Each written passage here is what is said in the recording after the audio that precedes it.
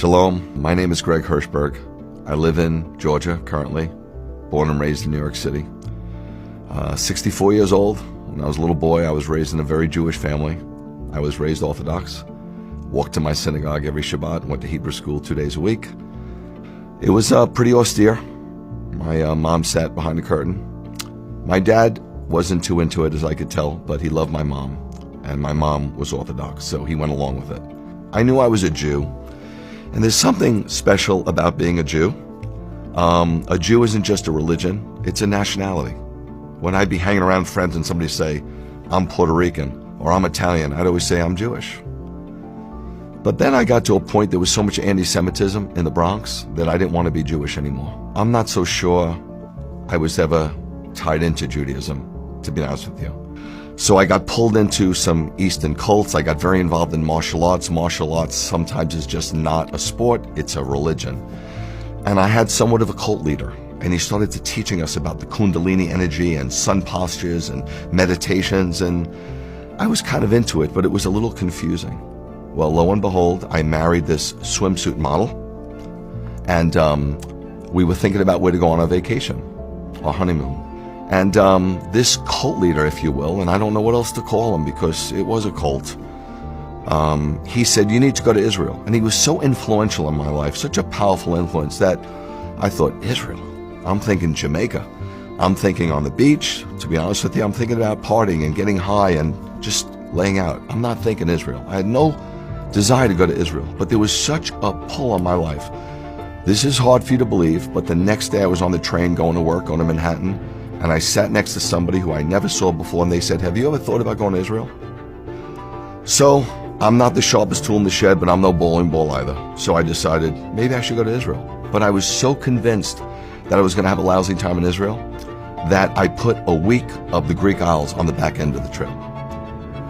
We go to Israel, my wife and I at the time, right, get married, go to Israel, leave New York City on an El Al flight, get into Ben Gurion Airport, and we immediately take a flight to Eilat.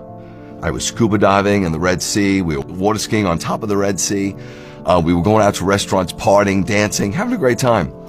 Then we came to Jerusalem about 5 days later. There's an Armenian corner and a Christian corner and a Muslim corner, and it was shocking to me. And I didn't really enjoy it, but we went out to some great restaurants. We just saw some sights on our own.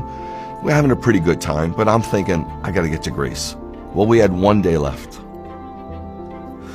1 day left to the trip. And I said to my wife, let's get a car and let's go up north. And so she said, why? I said, I don't know. She goes, no. She goes, where do you want to go? I said, I remember hearing something about a place called Tabor, a mount where something pretty special happened. Let's just go there. So we drove up, and we didn't know where we were going, so there were hitchhikers. It was 1989. So a guy was hitchhiking. And so I took him where he was hitchhiking, and I look over to the left, and I see this mount.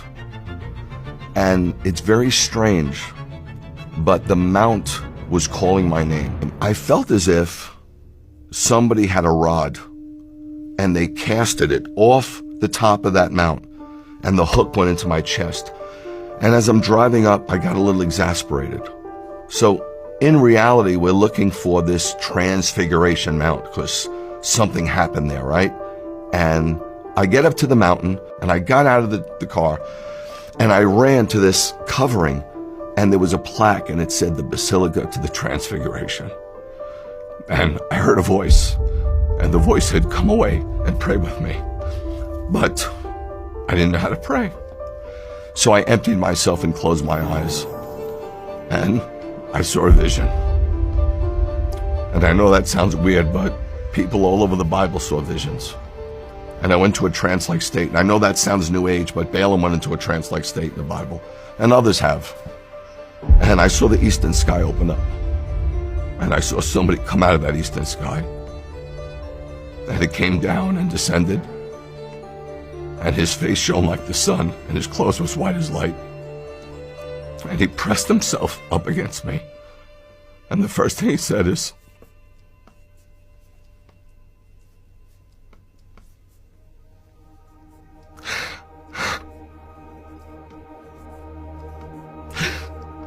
I love you. And I remember crying for a really long time. My wife says maybe it was about 20 minutes. And I looked back, and it wasn't tears of joy, and it wasn't tears of pain. It was like a sanctification. It was like a cleansing. Like all the crap, all the Eastern thought, all the nonsense, all the religion just came out of me. I didn't know anything about the Holy Spirit. I didn't know that God can enter your heart and live in your tabernacle. So I thought God was on the mountain. And I remember talking to God and saying, I'm so sorry that I have to leave. I don't want to leave. But I hope one day I can come back here.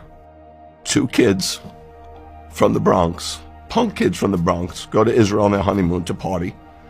And we come back born again, saved, knowing Yeshua as our Messiah. And I got to tell you, I was shocked because I was taught as a young man that Jesus had nothing to do with us. I thought he was the head of the Catholic Church, and Moses, if you will, is the head of the Jewish synagogue. But then I turned over this New Testament expecting to see something really Christian, something hardcore Gentile. It said, this is the genealogy of Yeshua the Messiah, the son of Abraham. I'm like, what? I'm in shock. The son of David. I'm in shock. I'm reading this genealogy, and it's purely a Jewish genealogy. I get into other parts of the gospel, and I see he's circumcised on the 8th day like me. His mother goes through purification rites, Tohar, like my mom. He has a Pinion Haben dedicated, like I was. Man, I can't believe it. So to this day, when they say to me, you know, Rabbi Greg, Jesus was Jewish, I'm like, what's with the past tense? It doesn't matter, but that's a fact. And the crazy thing is, I was secular, right? How did Jesus, the head of the church, bring me back to my Judaism? So if you believe in Yeshua, you don't become less Jewish, you kind of become more Jewish. Jesus never gave up being Jewish. He's born a Jew. He was raised a Jew. He was Torah observant. He died a Jew. He was buried a Jew. He rose a Jew. He ascended a Jew.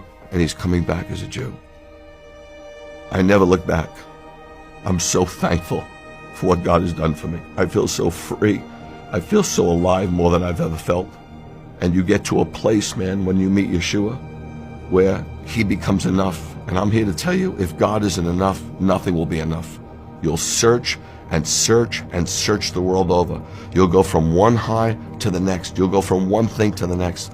But when you meet him, all bets are off. It's done. The search is over.